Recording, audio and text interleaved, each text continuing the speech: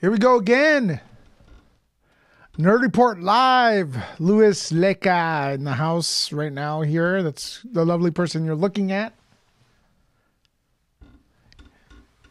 Getting ready for a lovely day here in Los Angeles, California. The sun is out. Everything's green because it's been raining. It kind of rained for an entire week, but it was relentless. It was like real strong rain like we haven't had in a long time. Hopefully we get like a few more of those before summer begins, and then I think we'll be cool. My grass is green, so it's cool. Big news today. The Oscars have announced their nominees for 2018. So we'll talk a little bit about that, see what you guys think. Did your movie make it? Did it not? If you have any questions, go ahead and submit them in the chat and we'll talk about them.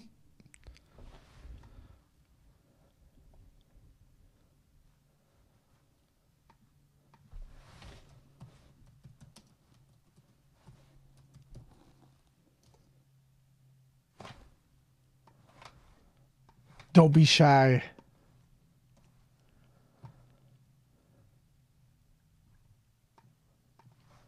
There we go. We'll wait a little bit till more people come in and we'll get this party started right.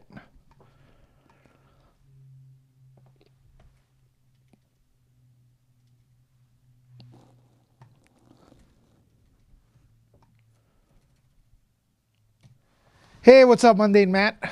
We got one person in the house. That's dope.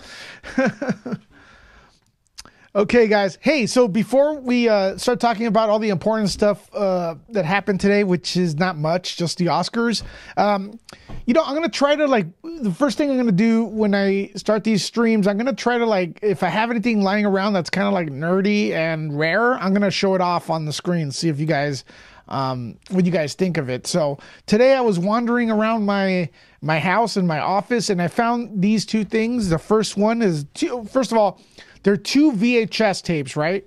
And VHS tapes was pre-DVD, in case you're a youngster. But they're in really mint condition. People always ask me, they go, "Hey, Louis, what do you collect?" Right? And I don't really collect any toys or anything. What I do like is our TVs, actually, and Blu-rays. And since I like movies, I try to get them the best quality possible. So I do have a pretty good sound system, an 80-inch TV, and a lot of Blu-rays because it's the best quality possible for movies nowadays. So that's what I collect. Pretty much just Blu-rays. It's kind of an expensive hobby, but nowadays movies are, TVs are extremely cheap. And if you wait a while with films, they get cheap as well. So they go down in value and the quality gets better. So my first thing I have here was a collection from a long time ago. Of course, this is not going to look clear because it's old, but it's VHS version of Star Wars Episode 2, Attack of the Clones, and it's practically mint condition right there. I know I have, here you go. Here's how the back looks. I'm going to try opening. Hopefully it is the right. Yeah, you got right there.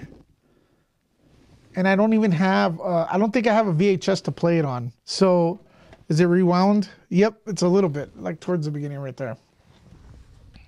So it's kind of cool to have a VHS. I don't think VHS carry the same amount of value as the old Laserdisc did, because VHS actually lose quality as you play them. So it's kind of I guess it's kind of cool to have the packaging and stuff. That's one thing I do miss about Laserdisc. I don't have any Laserdisc, but I used to collect them. Laserdisc had all the cool packaging. So that's that one. And I'm a Star Wars freak, so you're gonna probably see a lot of Star Wars in the future if I do show off stuff. This one is an awesome documentary, and I suggest everyone should check it out. It's old school. If you want to understand Star Wars a little more, I know that Star Wars evolves, right? And it's over 40 years old. So what we thought of Star Wars back in the day is definitely different from what Star Wars is thought of nowadays. So if you want to get a little bit of a grasp of what the saga, what the vibe, the was about, check this out. The making of Star Wars, from Star Wars to Jedi. It's a VHS version. I have this on, I believe I may have this on Blu-ray somewhere. So that's super cool thing to have, from Star Wars to Jedi. Let us know if you've seen this Blu-ray, or if you own it. Very cool. From Star Wars to Jedi. It's very comprehensive. It's very old school, and you will see like a lot of old school Star Wars stuff going on here. So there's the back right there. Sides. There you go. I'm going to open it for you. Again, hopefully it is actually the movie in there. Yep. CBS Fox Video. There you go. From Star Wars to Jedi. Very cool documentary, or making of. They don't make them like these anymore. Or either that, or I just love it a little more because it is Star Wars. And, you know, when you like something, you tend to think it's better than what it is usually. Or you get real picky, whichever way it is.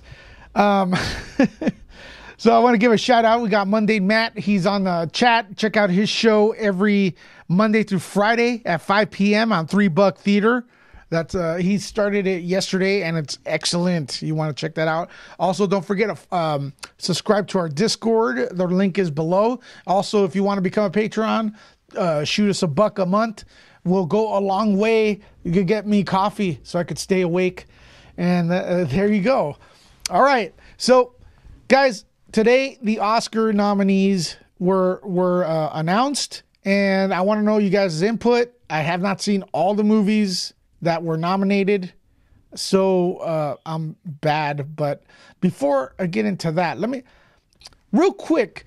There's a story about Deadpool 3 and Ryan Reynolds, right? Ryan Reynolds, of course, the star of Deadpool, has been promoting Once Upon a Deadpool in Asia, I believe, or in Europe. And he was asked about the future of Deadpool because it's financially successful. Deadpool has made a crap load of money, and it's not part of the MCU. And as you know, the MCU is owned by Disney, who now owns Fox, which owns or used to own Deadpool, whatever. I don't even know, but you get what I'm trying to say. You get my drift.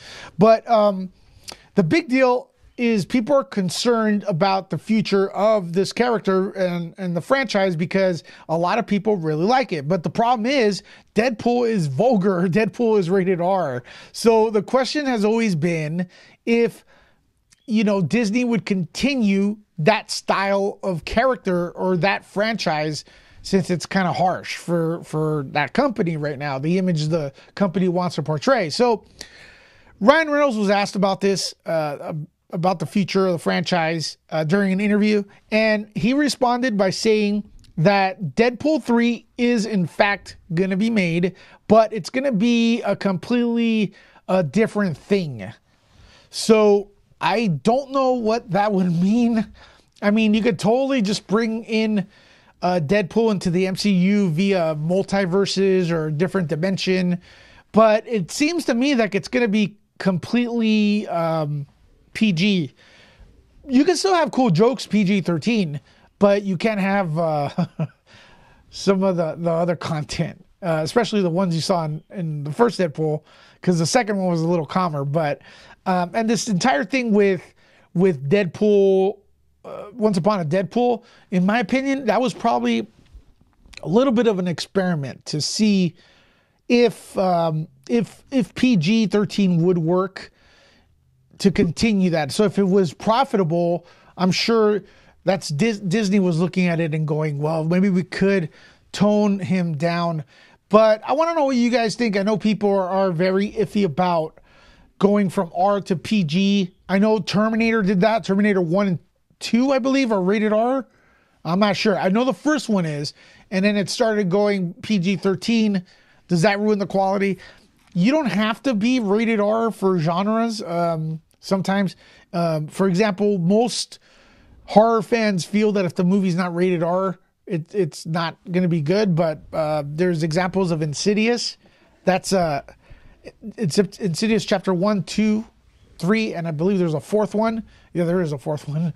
Horror fans love it. I love that franchise, as a matter of fact, and it's rated PG-13. So you could make these things work if you direct them cleverly and you write them cleverly. Sometimes less is more, right? So if you get like, for example, The Dark Knight, right? That's PG-13, not rated R. But I'll bet some of you are watching it and never think of it twice. Like, that's actually a rated R movie. You may think. Now, there's no sexual content in the Dark Knight, but there is in Deadpool. So I think that's more of a no-no, because for some reason in our society, if it's sexual, it's really, really bad. But if you blow some human up and cut them up into little pieces, it's cool. But anyways, are you guys on board for a PG-13 Deadpool? Do you guys think it will work? I personally do think it will work. Let us know in the comments. And then we'll move on right now to the Oscars, right? So the Oscars were announced this morning, and I wrote down here the list of nominees. Not all of them, because there's a huge list, but the main stuff, right? So 2018, what was your pick for Best Picture, right? What was, have you seen all the movies that were nominated? I personally have not, so I'm going to stay away from judging everything right now. And then later on, I'm going to post up a ranking, because it's not fair for me to say, oh, this movie's better than that. But I can tell you what movie I liked a lot that's on the list. So for Best Picture, we have Marvel's Black Panther. Number 2 is BlacKkKlansman. Number 3 is Bohemian Rhapsody. Number 4 is The Favorite. Number 5 is Green Book. Number 6 is Roma. Number 7 is A Star is Born. And then the last one is Vice. So which one have I seen? I've seen Black Panther, Bohemian Rhapsody, and part of Roma. So, yeah, I know. Now, some of you people may think, like, hey, dude, it's your job to watch every movie. It's like, dude, there's no time. Especially when you're covering TV. It takes up a lot of it was difficult before the television got into the mix. But now, with TV having several seasons you have to catch up with, and sometimes I get called to do interviews, it's very, very difficult to catch up with things. So we try our best to know everything, but we just don't. And it is what it is. So Black Panther is a big victory for comic book movie fans, because now we know that the movies we like as comic book fans can actually be taken serious. So it opens the door to that. So that's a great thing about Black Panther. Will it win? I don't know. Bohemian Rhapsody I did see, and I love Bohemian Rhapsody.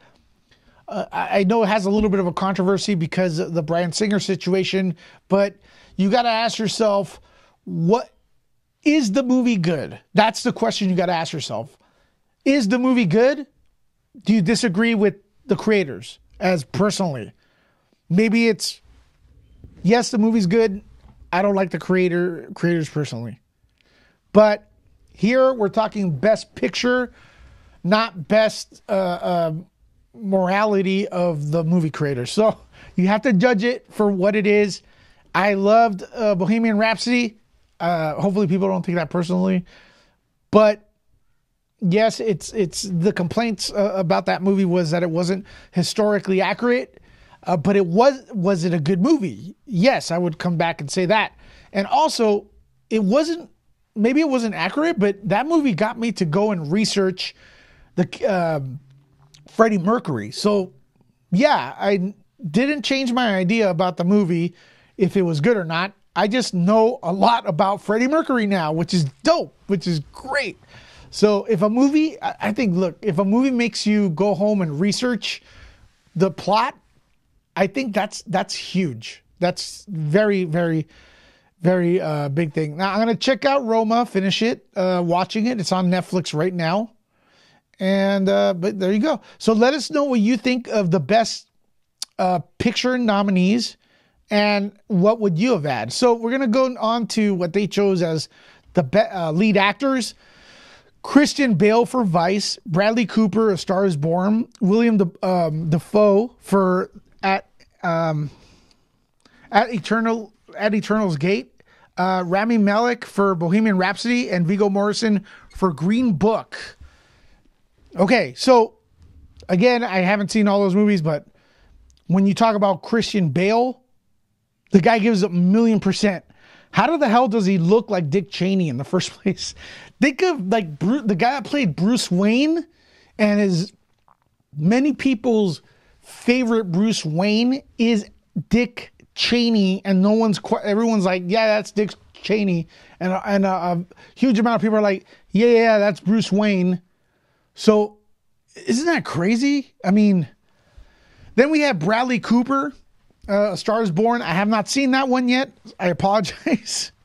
Rami Malek, Bohemian Rhapsody, man. That's all I'm gonna say. I love Bohemian Rhapsody, but maybe the other performances are better or not, because I haven't seen them. But all this is subjective, so whatever I say at the end doesn't matter. That's why I want you to comment. Lead actresses. Let me see. Glenn Close for The Wife. Olivia Colman for The Favorite. Lady Gaga, A Star Is Born. Melissa McCarthy, Can You Ever Forgive Me? I have not seen that movie. So, and the other one is Yalitza Aparicio for Roma. That's Roma. I haven't seen it. So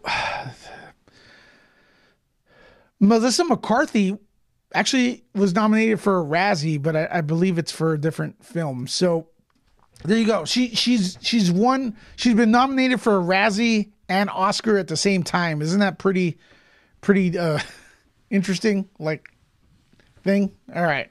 Who was your lead actress? Who do you think should have won or been nominated? Well, not won yet because the Oscars are still coming up. Okay, so Mundane Matt wants to say, is talking about Black Panther. Black Panther only got nominated because the Academy was going to make the most popular film category specifically for Black Panther. Good point, Matt. We have heard that. The Academy, a little bit of a backstory. The Academy was trying to introduce a new category called, most popular film or whatever. Let me see what exactly what's going to be called. Most popular. And people kind of complained because it's like, how do you choose the most popular? Well, just give it to the movie that made the most money. Because how are you gonna say that movie A is more popular than B when B is up here in the box office? So that's like box office. The box office equals most popular because more people, hence more popular, paid to see it. So people were not excited about that category. We heard rants online. I don't really think it's necessary, but that was kind of like their way of not giving Black Panther a Best Picture nominee. It's been said that the Academy does not really like or look at genre films. That's been said by a lot of people have been saying that for a long time. So my question is, why is the Oscars important then, if there's some bias for anything? My other thing about, I'm not really into the Oscars and stuff, but I know a lot of people are. But my thing is, why do you really think a lot of these people are watching these movies that are in the Academy? I somehow don't think so. Shouldn't there be a rule? I mean, they're given screeners, right? Shouldn't the Academy members have to be proven that they've actually seen the movie before grading it? cinema scores. I think that would be cooler because I don't know. There's just something that I think, especially there's this notion that the Academy members are getting older. So I don't see the older Academy moviegoers watching or Academy voters watching A Quiet Place or something like that on screener, right? I don't know. Maybe it's just me. All right. What do you guys think? Let us in the comments below. Let us know in the comments below about the Oscars. Are you excited? All right. Up next, Charlie Cox says that he gave a little bit of an insight of what he was led to believe Daredevil season 4 would have been. What was the outline plot? What was the idea? As you know, Daredevil's been canceled by Netflix. It has a lot of fans. The show is awesome drama and action and is different than most superhero movies or superhero stuff. And it has a huge fan base. So, of course, the announcement that the show was being pulled gave a lot of criticism to Netflix or whoever. I mean, I don't know whose fault it is, really. We don't know what's going on behind closed doors as far as negotiations and stuff. But Daredevil is no more on Netflix for now. And Charlie Cox, who plays Daredevil, says that he thinks that the next season would have placed him, Daredevil against Bullseye. So because the third season was an origin story for Bullseye himself. So there you go. Something that we may never see is that version of Bullseye versus that version of Daredevil. So what do you guys think about that? Are we missing something huge? I know that Kingpin was among the best villains I have ever seen on live action. That it was so good. So season 4, we get a little bit of it's a bittersweet, right? Because the season ended great.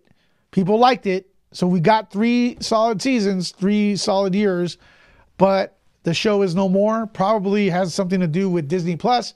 Can it go to Disney Plus in a couple years? Because I know they have an exclusive where like Netflix and they have in their contract something to do with they can't release the character to another network until 2020. So that gives it a couple years to rest. Maybe during those 2 years they'll be writing an awesome script for 4, and then Disney Plus, picks it up. Maybe Disney Plus has a 18 and over section, right? An adult section, because these were extremely violent. So there you go. What do you guys think about that? Also in the news, we have Patty Jenkins gives us a little bit of an insight about Wonder Woman 1984. And she says that, because everyone's confused about this, Steve Trevor, and this is a spoiler, who died in the first film, his return will make sense. So don't panic. His return will make sense, and that's been questioned. My prediction is that it's actually through flashbacks. Wonder Woman thinking of him in different situations. It's not going to be really him physically. The other theory is, because, geeks love and nerds love theories, is that he's actually Green Lantern. So what is your theory? Let us know in the comments. Is it in her mind? She's thinking of Steve. Is he Green Lantern? Has he been resurrected? Is he Solomon Grundy? I don't know. Whatever he is, let us know in the comments. Why do you think Steve is back? Patty Jenkins, the director, guarantees that it's going to make perfect sense. It may make perfect sense, but will it be cool to watch? Will it be fun? That's all that matters, right? All right, on to Spider-Man Into the Spider-Verse news. We know it got nominated for animated pictures. Awesome. Big props, because we get variety. It's not, and it's something different. It was a great movie. It continues to steady. It's a marathon, right, for that movie, because it just continues to stay in the top 10. So it's making its money that it deserves, because I think by the time it's pulled, it's gonna make its money back and then a lot some, and it's gonna inspire different kind of animation. So it's very cool. Now that it got nominated for the Oscar, I'm thinking that this week's it's going to hold steady again in the box office. And if it wins, it's going to make a lot of money that week or that weekend, all right? The weekend after, right? And then it's going to make big sales of Blu-ray and 4K or DVD or whatever it is.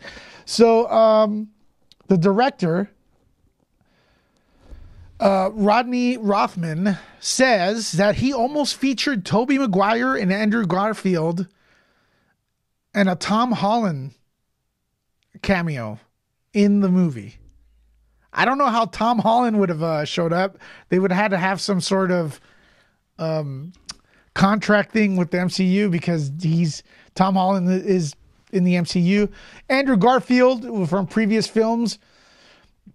Tobey Maguire is from the Sam Raimi movie. Now I'm thinking, this is a slight spoiler. Wasn't it kind of a cameo with Tobey Maguire in, the when one of the Spider-Men were explaining their history? Wasn't there a scene where the train scene from part 2 was kind of redone there? So I don't know. A lot of people actually came out thinking that, in fact, it was Tobey Maguire, but they never really let you know. But I guess the cameos would have been voiceover. Would have been a voiceover. So, but let me know what is your who's your favorite Spider-Man, live action Spider-Man? Mine's Tobey Maguire. I think it's underrated. I think people forgot because it's been a long time since the first movie hit. The first 2 films are amazing. The third one's iffy, but most third films and trilogies are bad. Maybe it's not even that bad. I'll watch it again. But people dismiss Sam Raimi's Spider-Man, and that's the movie that started the huge budget that gave Hollywood the confidence that they can invest in these type of films. So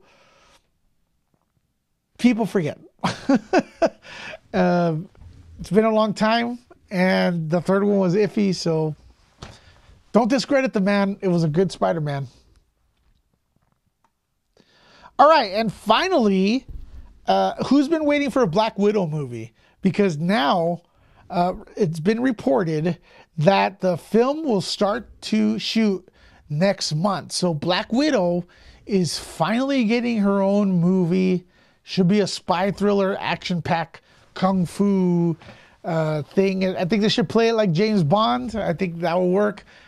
But some people were thinking, man, it's been a long time since they've been announcing this forever, right? So are you guys and gals ready for Black Widow? Do you want to see a Black Widow, or do you think the train's passed, or do you think it's perfect, or do you want another superhero to hit? Do you want the MCU to go another direction? Black Widow starts filming next month, according to the reports. Okay, so Matt's asking, I don't see if anyone's on there. X-Men. Okay, so